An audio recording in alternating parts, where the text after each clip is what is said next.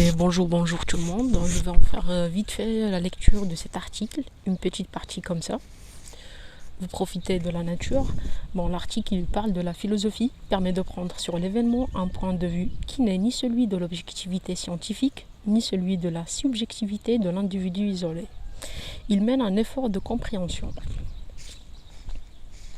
Bon, on dit le 17 mars 2020, dans de telles circonstances historiques, devant l'état d'exception qu'elle crée, nous avons tendance à être assommés, voire hypnotisés par les faits.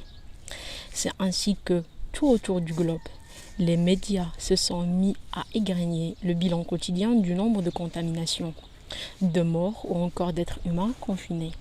Les chiffres de la récession ou des milliards dépensés pour le plan de relance. L'événement a défilé devant nous sous forme de quantité, avec cet effet ambigu entre éclaircissement et obscurcissement que provoquent fatalement les mesures, les quantifications.